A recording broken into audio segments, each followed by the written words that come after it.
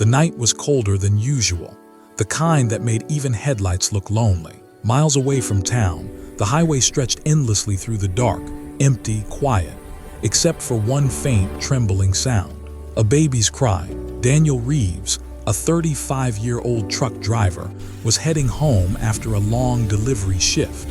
His old pickup rattled against the wind as rain began to fall. He turned down the radio when he thought he heard something, a soft wail carried by the storm. He slowed down, scanning the roadside.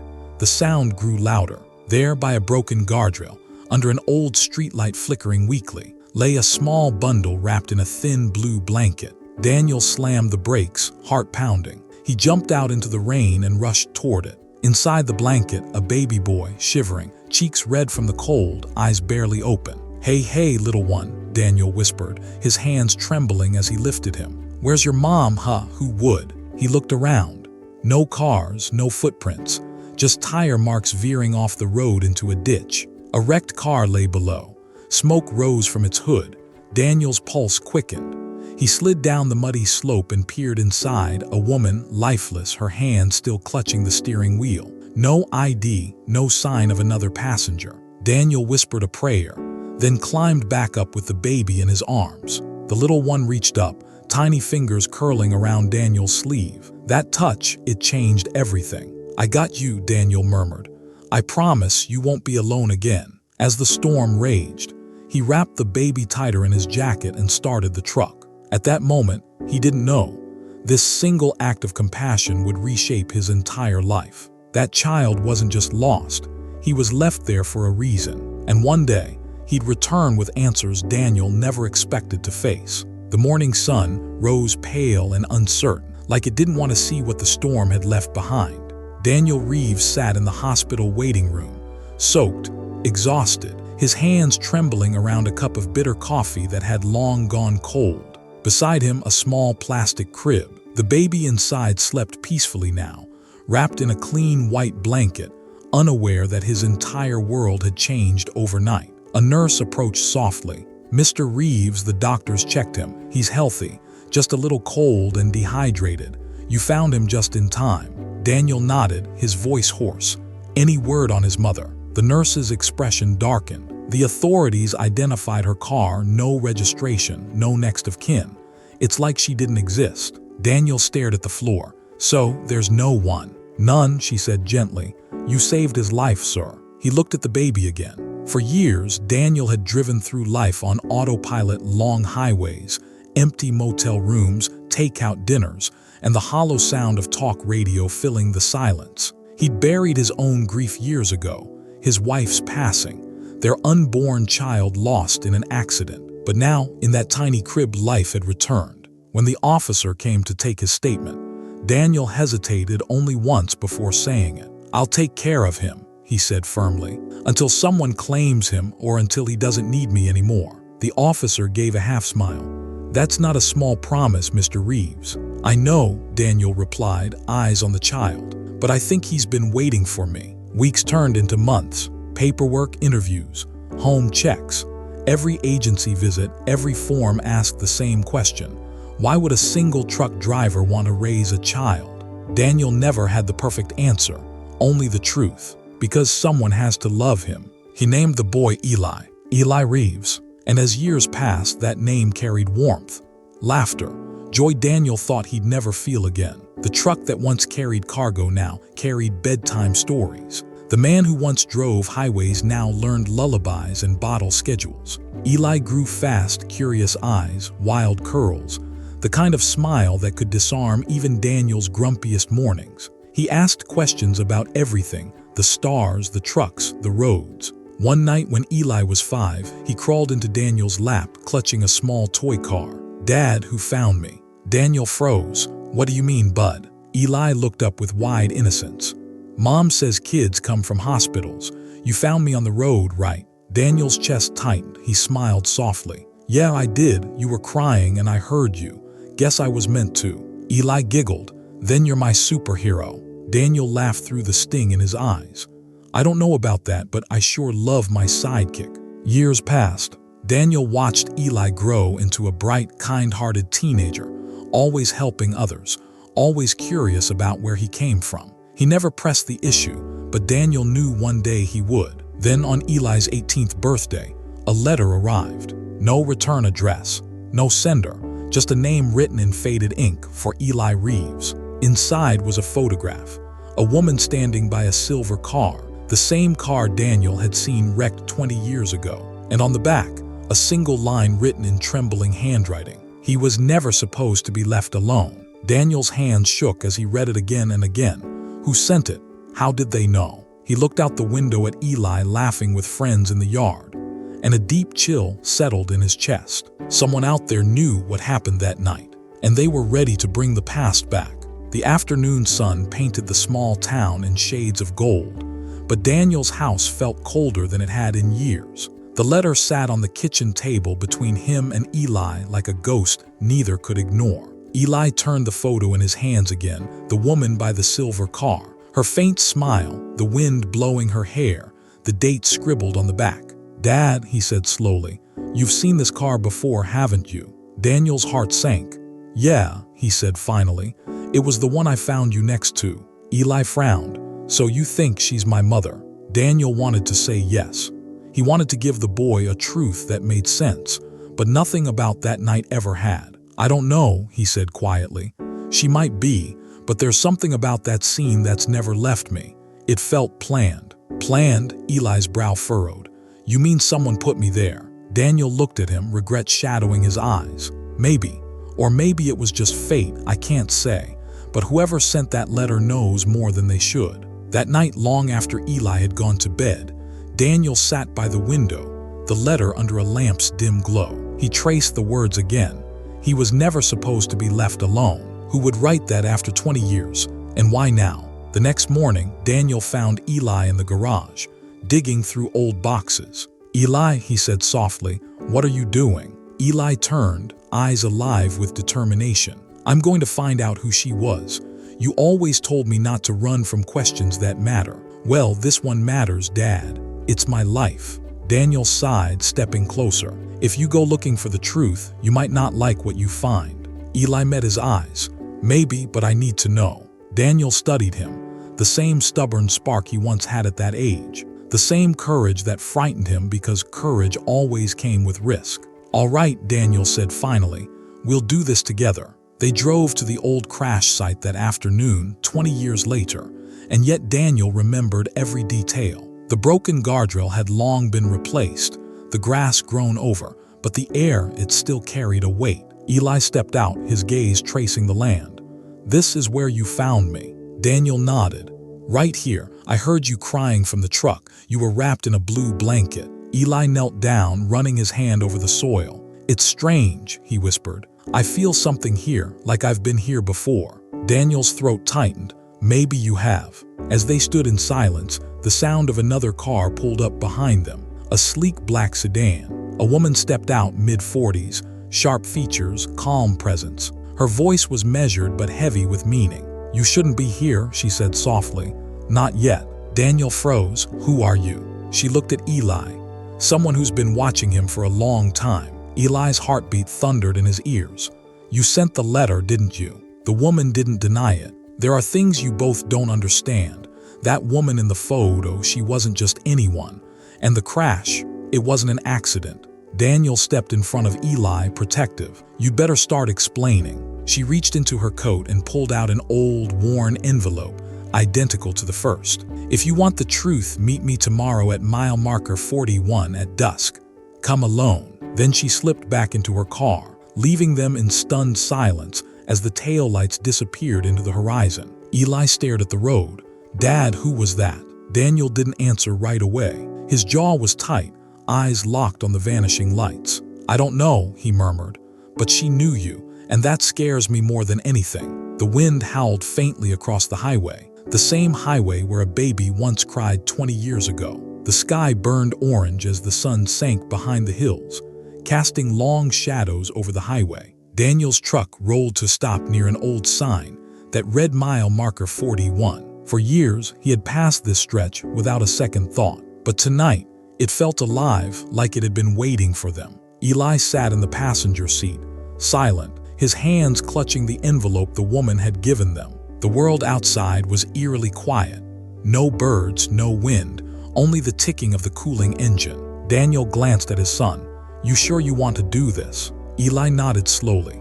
"Yeah, I need to know who she was, who I am." Daniel exhaled and stepped out. The gravel crunched under his boots. A black sedan was already there, parked beneath a dead oak tree. The woman stood beside it, wearing the same calm expression that somehow carried both sadness and strength. "You came," she said. Daniel folded his arms. "You didn't give us much of a choice." She nodded, motioning for them to follow. They walked a few paces off the road, to a narrow dirt path leading into the woods. There, half buried under years of fallen leaves, was a small cross made of iron, rusted, forgotten. Eli frowned. "Who's buried here?" The woman's voice trembled slightly. Her name was Clara Hayes. She looked at Daniel. "She was your wife's sister." Daniel's heart stopped. "That's not possible. My wife had no living family." "She did," the woman said quietly, "but she went into hiding after something went wrong." Her gaze shifted to Eli. "You were never supposed to end up here, Eli. That night, Clara was running from people who wanted you gone." Eli stepped back, confusion flooding his face. "Gone? Why would anyone?" Daniel interrupted, anger creeping in. "What are you saying? That my boy was being hunted?" The woman nodded grimly. "Clara worked for a private research foundation. They experimented with gene therapy, illegal tests on infants. Eli was one of those children, but she tried to save him. She stole him away, and that crash was no accident. They forced her off the road." Eli's breath hitched. "Then she was my mother." The woman hesitated. "Not by blood, but she became one. She gave her life trying to protect you." Daniel stared at the ground, everything spinning. "And you? Who the hell are you in all this?" The woman reached into her coat and pulled out a small silver badge, faintly engraved, Federal Investigations Bureau. "I was the agent assigned to find that missing child 20 years ago," she said softly. "I failed until now." The silence that followed was heavy, broken only by Eli's trembling voice. "So what happens now?" She looked at him with something almost like pity. "Now they'll come for answers, and you both need to be ready." Eli looked at Daniel, fear and disbelief clouding his eyes. Daniel stepped forward, pulling his son close.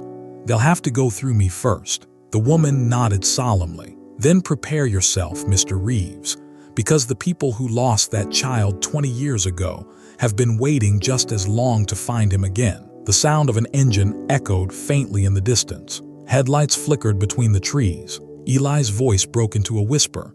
"Dad, someone's coming." Daniel turned, eyes wide, his instincts roaring to life. "Get in the truck now." The night swallowed them whole as the first black SUV rolled into sight. The night roared to life as the black SUV's headlights sliced through the trees. Daniel slammed the truck into gear, gravel flying as he tore back onto the road. Eli clutched the dashboard, heart hammering in his chest. "Dad, who are they?" Daniel's eyes flicked to the rearview mirror. Two vehicles now, closing fast. "Not friends," he said grimly. The truck's old engine screamed, every turn of the tires echoing through the empty highway. Eli's voice cracked. "Are they trying to kill us?" Daniel gritted his teeth. "They're trying to make sure you never find out the truth." The SUV behind them suddenly swerved.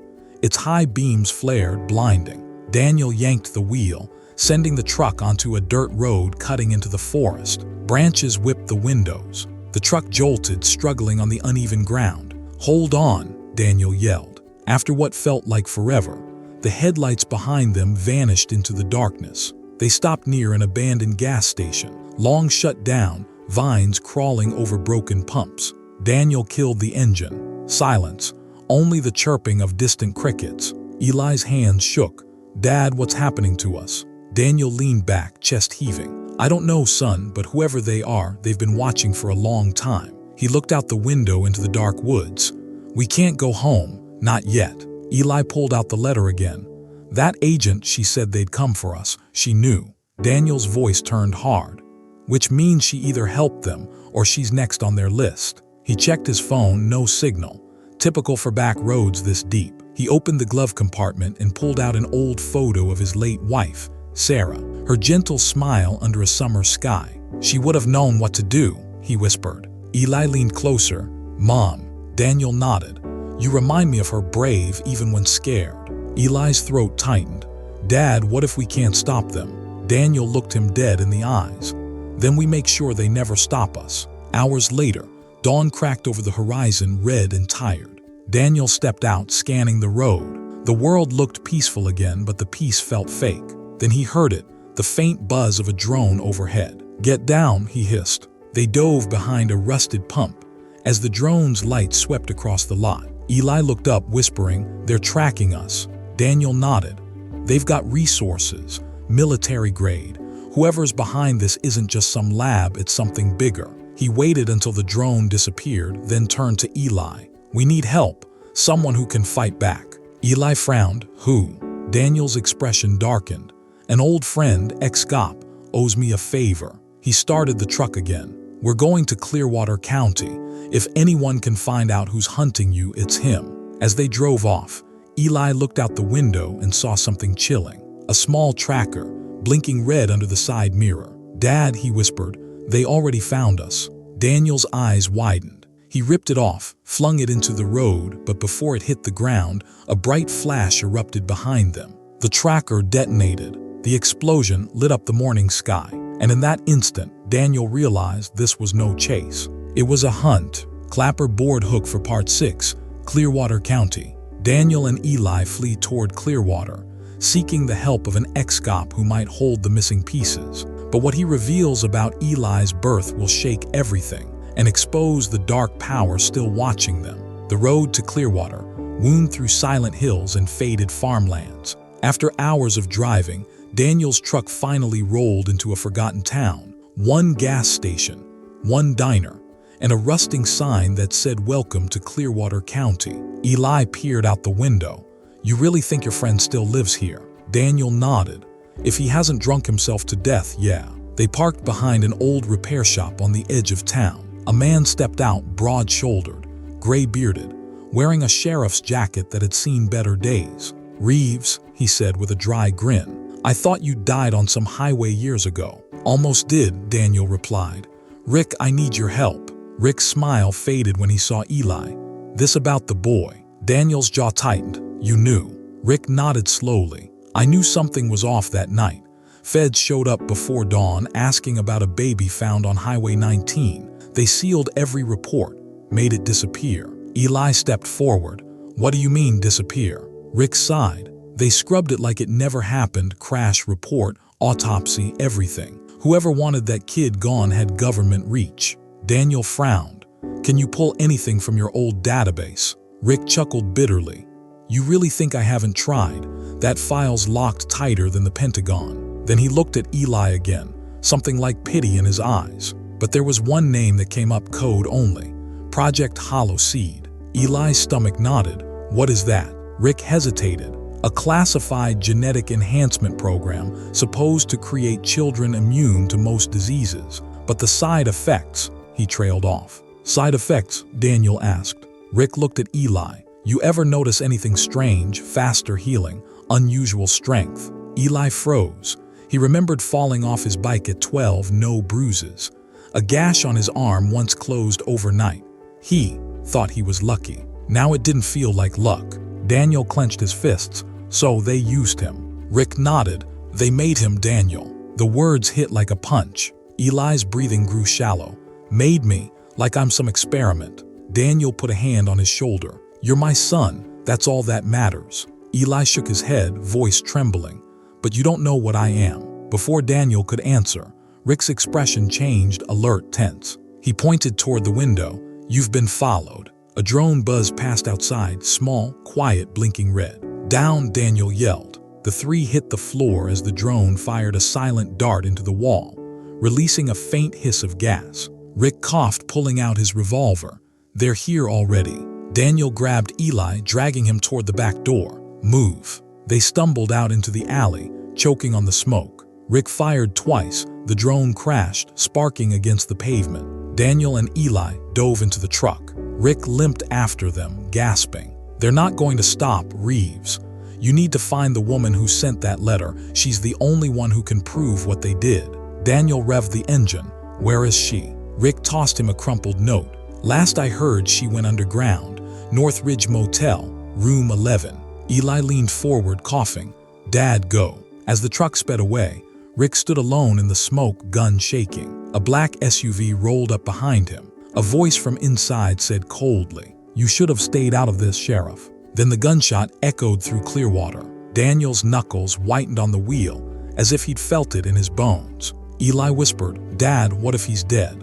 Daniel didn't answer. He only pressed harder on the gas, eyes burning with silent rage. Rain hammered the windshield as Daniel's truck rolled up to the North Ridge Motel. Neon lights flickered weakly, a dying red glow against the wet asphalt. Room 11 sat at the far end, curtains drawn, one lamp glowing faintly inside. Eli glanced around nervously.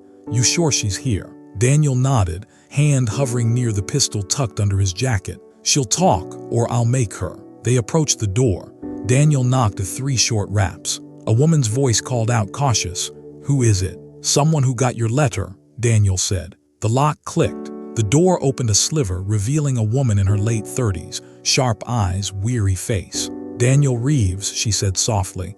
"I hoped you never come." Daniel frowned. "Then why send the letter?" She sighed, "Because he deserves to know." She looked past Daniel straight at Eli. "You're the boy." Eli nodded uncertainly. "Do you know what I am?" The woman, Agent Nora Bennett, stepped aside. "Come in." Inside, files covered the bed. Old photos, DNA reports. One photo caught Eli's eye. A baby wrapped in a blanket beside a crashed black van. "That's where we found you," Nora said quietly. "Your mother was one of us, part of the Hollow Seed Project, but she tried to run." Daniel stiffened. "She was involved." Nora nodded. "She believed the program was creating life for profit, not protection. She stole research data and tried to escape, but they caught her." Eli's voice trembled. "They killed her." Nora's eyes darkened. "No, they made her disappear. The body we found wasn't hers, it was a decoy." Daniel blinked. "So she's alive?" Nora hesitated. "Maybe, but if she is, she's not the same. They change people in that facility. They erase them." Eli sank into the chair, his mind spinning. "So I was part of that, a project." Nora looked at him sadly. "Not part, you were the only one who survived." Silence fell heavy. Rain pounded harder. Daniel clenched his fists. "Why didn't you tell me years ago?" Nora met his gaze. "Because you weren't supposed to exist either, Daniel." Eli turned sharply. "What does she mean?" Nora opened a thin file and slid it across the table. "He wasn't a rescuer, Eli. He was one of us, a guard. The one ordered to terminate your mother when she escaped." Eli's world stopped. He stared at Daniel, his heart breaking in real time. Daniel's face was pale. "That's not the whole truth." Eli stood up. "You lied to me." Daniel's voice cracked. "I couldn't let them take you back. I ran because I saw what they did to those children. You were innocent." Eli shook his head, tears spilling. "You raised me to believe I was your son." Daniel stepped closer. "You are my son, not by blood, by choice." Nora's voice cut through the chaos. "They're coming. I traced a signal, they know where we are." Daniel grabbed Eli's shoulder. "We move now." But Eli's eyes were different, torn between love and betrayal. "Did you kill my real father?" he whispered. Daniel froze. "Yes." The moment shattered. Outside, engines roared, black SUVs pulling up, headlights flooding the room through the curtains. Daniel turned to Nora. "Is there another way out?" She nodded. "Back window leads to the service alley." He looked at Eli one last time. "You can hate me later. Right now, I need you alive." Eli hesitated, then nodded weakly. They burst through the back window as gunfire shattered the motel walls. Bullets ripped through glass and wood, sparks flying. Nora covered their escape, firing back before diving into the alley. Daniel's truck roared to life once more, tires screeching, smoke rising. As they sped away, the motel erupted in flames behind them. Eli sat in silence, staring into the rain. He didn't look at Daniel, didn't say a word, because the truth had changed everything. And for the first time, Daniel realized he hadn't just saved a child. He'd created a ghost of his own sins. The sun barely touched the sky when Daniel's truck rolled into the misty outskirts of Redwater Forest. The GPS showed nothing, just blank green space. But Nora's note had been clear. The Hollow Seed facility buried beneath the woods. Eli sat silently in the passenger seat, staring out the window, eyes hollow from sleeplessness. Daniel glanced at him. "You haven't said a word in hours." Eli's tone was flat. "What's left to say?" Daniel sighed. "You're angry, you should be, but this isn't the way." Eli cut him off, his voice sharp. "Don't tell me what way, Dad." The word Dad hit Daniel harder than any bullet. He didn't correct it, he didn't dare. As the road narrowed into dirt, they stopped before an old service tunnel half buried in roots and mud. The entrance was sealed by a rusted gate and a faded government sign. "Property of the U.S. Biotech Division. No entry." Eli stepped out, boots sinking into wet soil. "This is it." Daniel followed, flashlight in hand. If what Nora said is true, this place shouldn't even exist anymore. They forced the gate open and entered. The tunnel smelled of rust and chemicals. Flickering lights hummed faintly, powered by something old and still alive. Eli's voice echoed. "They left it running." Daniel nodded grimly. "Because they never stopped." The deeper they went, the colder it got. Then a door, metallic, marked Subject Vault. Eli reached for the handle. Daniel grabbed his wrist.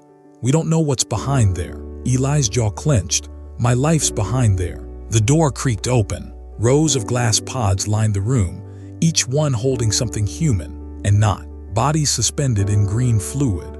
Eyes closed. Labels reading HS-12, HS-14, HS-21. Daniel's stomach turned. "God." Eli stepped closer to one, a girl about his age, face serene, chest rising faintly. "They're still alive." Suddenly, an alarm blared, motion sensors triggered. Red lights flashed across the room. A voice over an old intercom echoed. "Unauthorized entry detected. Facility lockdown initiated." Eli spun around and froze. At the far end of the room stood a sealed chamber, labeled Subject 0. Inside, through the fogged glass, a woman's silhouette, motionless. Eli's heart nearly stopped. "Mom!" Daniel's eyes widened. "Eli, wait." Eli ran forward, slamming his hands on the glass. "She's alive." The woman's eyes fluttered open, pale and unfocused but real. She looked at him. Recognition flickered for a heartbeat. Then her lips parted. A single word escaped. "Run!" The glass suddenly hissed and cracked. Daniel yanked Eli back as the chamber burst open, spraying vapor and fluid across the room. The woman stumbled forward, weak shaking, but her veins pulsed with a faint, glowing light. Daniel aimed his gun, hesitating. "Is it really her?" Eli shouted, "Don't you dare." The woman fell to her knees, gasping, eyes darting between them. They changed me. They made me something else." Daniel knelt beside her. "Sarah, it's me." Her gaze softened for just a second. Then her expression twisted in fear. "They're coming." Before Daniel could respond, the ceiling lights shattered, and a squad of armed men stormed in. Black masks, rifles raised. Bullets sprayed, glass exploded, alarms screamed. Daniel grabbed Eli and his wife, dragging them behind a broken console. "Back tunnel," he yelled. Eli helped his mother to her feet, tears streaking down his face. "We'll get you out, Mom, I promise." But she shook her head violently. "You can't, I'm not me anymore." She looked at Daniel. "You should have let me die." Daniel's voice broke. "I couldn't, I loved you." Her hand trembled as she touched Eli's cheek. "He's the only pure thing left from us." Then she shoved him back. A blinding flash erupted as she triggered the emergency containment switch. A steel barrier dropped between them and her. Eli screamed, "Mom!" Through the glass. She mouthed one last word before the explosion tore through the vault. "Live!" The blast threw Daniel and Eli backward. The tunnel collapsed behind them. When they crawled out into the forest, coughing and covered in ash, the facility was gone, just a smoking hole in the earth. Eli knelt, shaking. "She was right there, she knew me." Daniel put a hand on his shoulder, voice raw. "She saved us both." Eli looked at him with red eyes. "No, she saved me.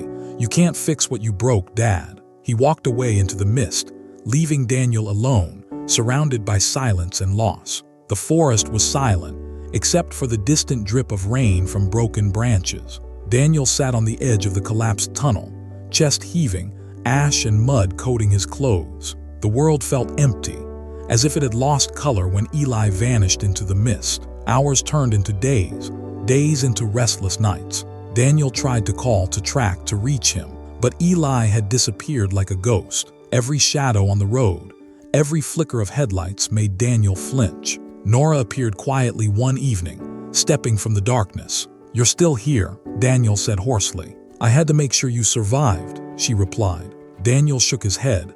"He's gone, I failed him." Nora's expression hardened. "He's not gone, he's awake. He knows who he is and what they did to him, and he's angry." Daniel's fists clenched. "I raised him, loved him, and now he's out there hunting them." Nora looked at him with grave eyes. "Then you need to be ready, because when he comes back, he won't be the boy you saved. He'll be the weapon they tried to create and the reckoning you never wanted to face." Meanwhile, Eli moved through the world like a shadow. No one saw him coming. No one knew his name. He tracked the organization relentlessly, black sites, hidden labs, rogue agents, every lead feeding his anger, his sense of justice, his need for revenge. But something else lingered beneath the fire. Every time he remembered Daniel's voice, his mother's face, a sliver of warmth surfaced, fleeting, fragile, almost unbearable. One night, perched on a rooftop overlooking a fortified compound, Eli whispered to himself, "They'll pay, but I'll find out everything first, and then I'll decide who lives and who dies." Below, lights flashed.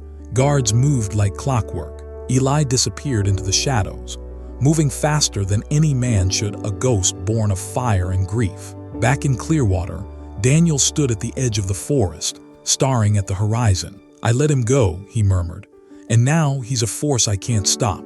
Nora placed a hand on his shoulder. "Then you'll have to hope he remembers why he fights, and that he doesn't become what he's hunting."